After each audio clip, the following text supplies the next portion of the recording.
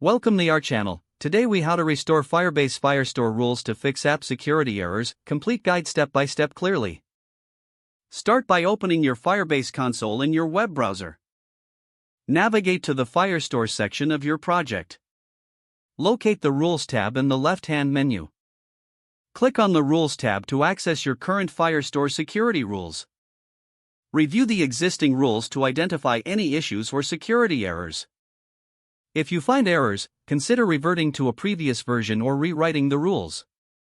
To restore previous rules, click on the History tab. In the History section, you will see a list of all previous rule versions. Select a version that meets your security needs and click on it. Once selected, review the rules carefully to ensure they are appropriate. Click on the Publish button to apply the selected rules to your Firestore. After publishing, check for any syntax errors highlighted by Firebase. If there are no errors, proceed to test the rules in your app. Use the Firebase Emulator suite to test the security rules locally. Simulate various user scenarios to ensure the rules work as expected.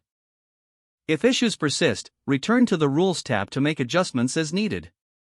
Consider consulting the Firebase documentation for additional rule configurations. Regularly monitor access patterns in the Firestore to ensure ongoing security. Periodically revisit and update your security rules as your app evolves.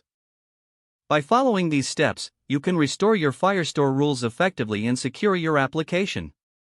If the page does not load, refresh the browser or try again in a private or incognito window. Make sure you are using the correct email address, then retype it carefully to avoid small typos. If your password is not accepted, use the reset option and create a new strong password you can remember.